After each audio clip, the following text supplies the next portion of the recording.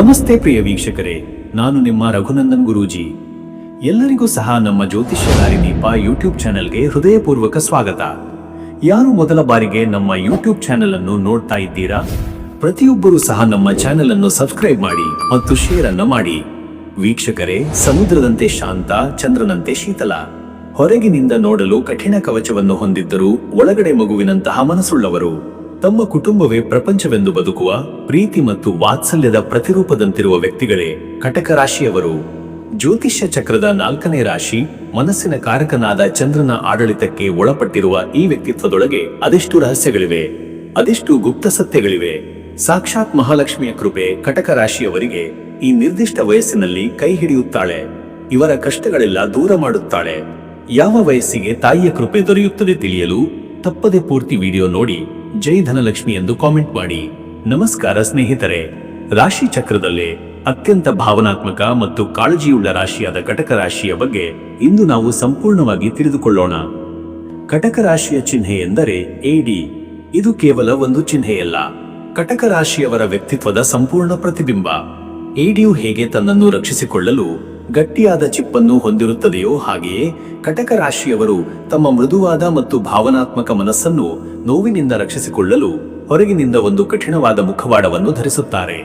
ಅವರನ್ನು ಅರ್ಥ ಮಾಡಿಕೊಳ್ಳುವುದು ಆರಂಭದಲ್ಲಿ ಸ್ವಲ್ಪ ಕಷ್ಟ, ಆದರೆ ಒಮ್ಮೆ ನೀವು ಅವರ ನಂಬಿಕೆಯನ್ನು ಗಳಿಸಿದರೆ ಅವರಿಗಿಂತ ಉತ್ತಮ ಸ್ನೇಹಿತ ಅಥವಾ ಸಂಗಾತಿ ಸಿಗಲು ಸಾಧ್ಯವಿಲ್ಲ. ಕಟಕ ರಾಶಿಯವರು ತಮ್ಮ ಹಿಂದಿನ ಅನುಭವಗಳನ್ನು ಯಾವತ್ತಿಗೂ ಮರೆಯದ ಕಾರಣ ನಂಬಿಕೆ ಗಳಿಸುವುದು ಇಲ್ಲಿ ಅತಿ ಮುಖ್ಯ. ಈ ರಾಶಿಯ ಅಧಿಪತಿ ಚಂದ್ರದೇವ. ಚಂದ್ರನು ಮನಸ್ಸು, ಭಾವನೆಗಳು, ತಾಯಿ ಮತ್ತು ಪೋಷಣೆಯ ಕಾರಕ. ಹಾಗಾಗಿಯೇ ಕಟಕ ರಾಶಿಯವರಿಗೆ ಹುಟ್ಟಿನಿಂದಲೇ ಇತರರನ್ನು ಅರ್ಥ ಮಾಡಿಕೊಳ್ಳುವ ಶಕ್ತಿ, ಕಾಳಜಿ ಮತ್ತು ಆಳವಾದ ಪ್ರೀತಿ ರಕ್ತದಲ್ಲಿಯೇ ಬಂದಿರುತ್ತದೆ. ಅವರು ತಮ್ಮ ಕುಟುಂಬ ಮತ್ತು ಪ್ರೀತಿ ಪಾತ್ರರಿಗಾಗಿ ತಮ್ಮ ಜೀವನವನ್ನೇ ಮುಡಿಪಾಗಿಡಲು ಸಿದ್ಧರಿರುತ್ತಾರೆ. ಮೇಲ್ನೋಟಕ್ಕೆ ಇವರು ಬಹಳ ಮೂಢಿಗಳು, ಸಣ್ಣ ಸಣ್ಣ ವಿಷಯಕ್ಕೂ ಬೇಸರ ಮಾಡಿಕೊಳ್ಳುವವರು ಮತ್ತು ಯಾವಾಗಲೂ ಗತಕಾಲದಲ್ಲೇ ಬದುಕುವವರು ಎಂದು ಕಾಣಿಸಬಹುದು.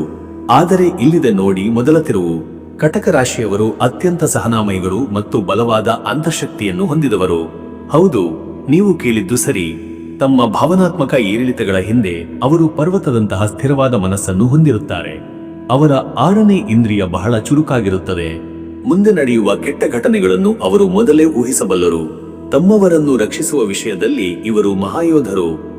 ಕಟಕ ರಾಶಿಯವರು ಅತ್ಯುತ್ತಮ ಸ್ನೇಹಿತರು. ನಿಮ್ಮ ಕಷ್ಟದ ಸಮಯದಲ್ಲಿ ಅವರು ಕೇವಲ ಸಲಹೆ ನೀಡಿ ಬಿಡುವುದಿಲ್ಲ, ನಿಮ್ಮ ಜೊತೆಗೆ ನಿಂತು ನಿಮ್ಮ ಕಣ್ಣೀರನ್ನು ಒರೆಸುತ್ತಾರೆ. ನಿಮ್ಮ ಖುಷಿಯಲ್ಲಿ ಮನಸಾರೆ ನಗುತ್ತಾರೆ. ಆದರೆ ಸ್ನೇಹದಲ್ಲಿ ಇವರಿಗೆ ಮೋಸವಾದರೆ ಅದನ್ನು ಎಂದಿಗೂ ಮರೆಯುವುದಿಲ್ಲ. ವರ್ಷಗಳೇ ಕಳೆದರೂ ಆ ನೋವು ಅವರ ಮನಸ್ಸಿನಲ್ಲಿ ಹಸಿರಾಗಿರುತ್ತದೆ. ಪ್ರೀತಿಯ ವಿಷಯದಲ್ಲಿ ಇವರು ಸಮುದ್ರದಷ್ಟು ಆಳ. ಇವರ ಪ್ರೀತಿ ನಾಟಕೀಯವಾಗಿರುವುದಿಲ್ಲ, ಬದಲಾಗಿ ನಿಶಬ್ದ ಮತ್ತು ಆಳವಾಗಿರುತ್ತದೆ.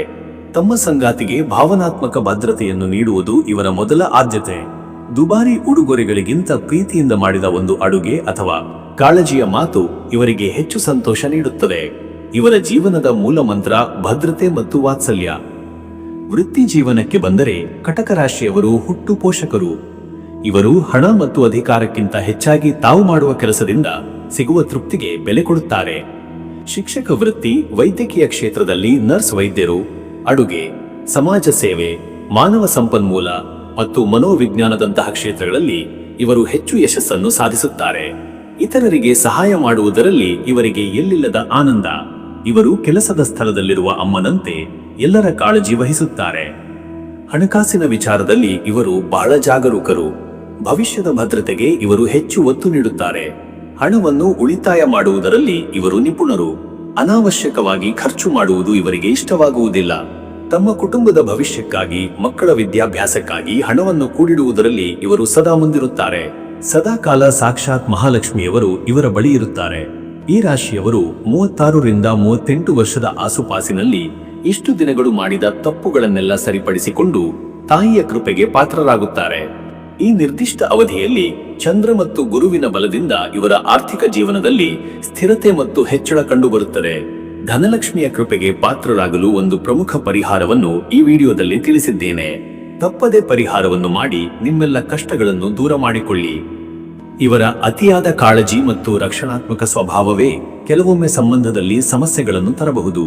ಇವರು ತಮ್ಮ ಸಂಗಾತಿಯನ್ನು ಅತಿಯಾಗಿ ಹತೋಟಿಯಲ್ಲಿಡಲು ಪ್ರಯತ್ನಿಸಬಹುದು. ಸಂಗಾತಿಯ ಪ್ರತಿಯೊಂದು ನಡೆಯನ್ನು ಗಮನಿಸುವುದು, ಅತಿಯಾದ ಪ್ರಶ್ನೆಗಳನ್ನು ಕೇಳುವುದು ಇವರ ಸ್ವಭಾವ. ಸಂಗಾತಿ ತಮಗೆ ಸಮಯ ಕೊಡದಿದ್ದರೆ ಅಥವಾ ಇವರನ್ನು ಕಡೆಗಣಿಸಿದರೆ ಇವರು ತಮ್ಮ ಚಿಪ್ಪಿನೊಳಗೆ ಸೇರಿಕೊಂಡು ಮೌನವಾಗಿ ನೋವನ್ನು ಅನುಭವಿಸುತ್ತಾರೆ. ಇವರ ಈ ಅತಿಯಾದ ಭಾವುಕತೆ ಮತ್ತು ಹಿಂಜರಿಕೆಯ ಸ್ವಭಾವವನ್ನು ಅರ್ಥ ಮಾಡಿಕೊಂಡು ಅವರಿಗೆ ಭದ್ರತೆಯ ಭರವಸೆ ನೀಡಿದರೆ ಇವರ ಪ್ರೇಮ ಜೀವನ ನಂದಾದೀಪದಂತಿರುತ್ತದೆ.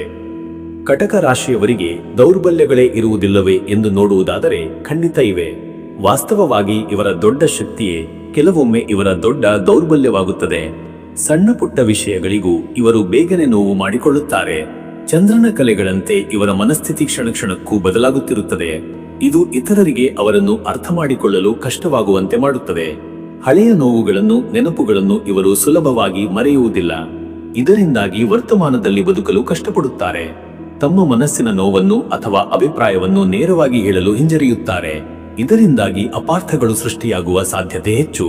ಇವರ ಇನ್ನೊಂದು ಗುಪ್ತ ದೌರ್ಬಲ್ಯವೆಂದರೆ ಮನಸ್ಸಿನಿಂದ ಕೈಬಿಡಲು ಕಷ್ಟಪಡುವುದು, ಇಮೋಷನಲ್ ಹೋಲ್ಡಿಂಗ್. ಕಟಕ ರಾಶಿಯವರು ಸಾಮಾನ್ಯವಾಗಿ ಸೂಕ್ಷ್ಮ ಆರೋಗ್ಯವನ್ನು ಹೊಂದಿರುತ್ತಾರೆ. ಚಂದ್ರನ ಪ್ರಭಾವದಿಂದಾಗಿ ಇವರಿಗೆ ಮುಖ್ಯವಾಗಿ ಕಾಡುವ ಸಮಸ್ಯೆಗಳು ಹೊಟ್ಟೆ, ಜೀರ್ಣಾಂಗ ವ್ಯವಸ್ಥೆ ಮತ್ತು ಎದೆಗೆ ಸಂಬಂಧಿಸಿದ್ದು. ಅತಿಯಾದ ಕೋಪ ಮತ್ತು ಒತ್ತಡವು ಇವರ ಹೃದಯದ ಮೇಲೆ ಪರಿಣಾಮ ಬೀರಬಹುದು. ಇವರು ತಮ್ಮ ಕೋಪವನ್ನು ನಿಯಂತ್ರಿಸುವುದು ಮತ್ತು ಯೋಗ, ಧ್ಯಾನದಂತಹ ವಿಶ್ರಾಂತಿ ತಂತ್ರಗಳನ್ನು ಅಳವಡಿಸಿಕೊಳ್ಳುವುದು ಅತ್ಯಗತ್ಯ. ವಿಶೇಷವಾಗಿ ಧ್ಯಾನವು ಚಂದ್ರನ ಏರಿಳಿತಗಳನ್ನು ನಿಯಂತ್ರಿಸಲು ಇವರಿಗೆ ಉತ್ತಮ ಮಾರ್ಗ. ಬನ್ನಿ ಈಗ ಕಟಕ ರಾಶಿಯವರ ಜೀವನದ ಅಂತಿಮ ಮತ್ತು ಅತ್ಯಂತ ದೊಡ್ಡ ತಿರುವಿನ ಬಗ್ಗೆ ಮಾತನಾಡೋಣ. ಚಂದ್ರನ ಆಳ್ವಿಕೆಯಲ್ಲಿರುವ ಇವರು ಸದಾ ತಮ್ಮ ಪ್ರೀತಿ ಪಾತ್ರರಿಗೆ ಒಂದು ಸುರಕ್ಷಿತ ಕೋಟೆಯನ್ನು ಕಟ್ಟಲು ಬಯಸುತ್ತಾರೆ. ಆದರೆ ಜೀವನವು ಇವರಿಗೆ ಒಂದು ಪ್ರಮುಖ ಪಾಠವನ್ನು ಕಲಿಸಲು ಬಯಸುತ್ತದೆ. ಅದುವೇ ಹರಿಯಲು ಬಿಡುವುದು, ಲೆಟಿಂಗ್ ಗೋ. ಇವರ ಜೀವನದ ದೊಡ್ಡ ಸವಾಲೆ ಗತಕಾಲದ ನೋವುಗಳನ್ನು ಮತ್ತು ಭವಿಷ್ಯದ ಭಯವನ್ನು ಬಿಟ್ಟು ವರ್ತಮಾನದಲ್ಲಿ ಬದುಕುವುದನ್ನು ಕಲಿಯುವುದು. ಇಡಿಯು ಹೇಗೆ ತನ್ನ ಹಳೆಯ ಚಿಪ್ಪನ್ನು ಕಳಚಿ ಹೊಸ ಚಿಪ್ಪನ್ನು ಬೆಳೆಸಿಕೊಳ್ಳುತ್ತದೆಯೋ ಹಾಗೆಯೇ ಇವರು ತಮ್ಮ ಹಳೆಯ ನೋವಿನ ಕವಚವನ್ನು ಕಳಚಿ ಮುಂದೆ ಸಾಗಬೇಕು.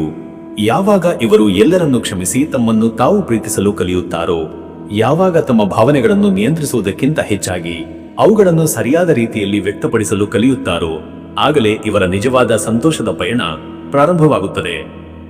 ಕಟಕ ರಾಶಿಯವರು ತಮ್ಮ ಜೀವನವನ್ನು ಇನ್ನಷ್ಟು ಉತ್ತಮಪಡಿಸಿಕೊಳ್ಳಲು ಕೆಲವು ಸಲಹೆಗಳು ಹೀಗಿವೆ. ಕ್ಷಮಿಸುವುದನ್ನು ಕಲಿಯಿರಿ. ಇದು ಇತರರಿಗಿಂತ ಹೆಚ್ಚಾಗಿ ನಿಮಗೆ ನೆಮ್ಮದಿ ನೀಡುತ್ತದೆ. ನಿಮ್ಮ ಮನಸ್ಸಿನಲ್ಲಿರುವುದನ್ನು ಪ್ರೀತಿ ಪಾತ್ರರ ಬಳಿ ನೇರವಾಗಿ ಹೇಳಿ. ಯಾವಾಗಲೂ ಇತರರ ಬಗ್ಗೆಯೇ ಯೋಚಿಸುವುದನ್ನು ಬಿಟ್ಟು ನಿಮಗಾಗಿ ಸ್ವಲ್ಪ ಸಮಯ ನೀಡಿ. ನಿಮ್ಮ ಭಾವನೆಗಳನ್ನು ಡೈರಿಯಲ್ಲಿ ಬರೆಯುವುದು ಅಥವಾ ಕಲೆಗಳ ಮೂಲಕ ವ್ಯಕ್ತಪಡಿಸುವುದು ನಿಮಗೆ ಉತ್ತಮ.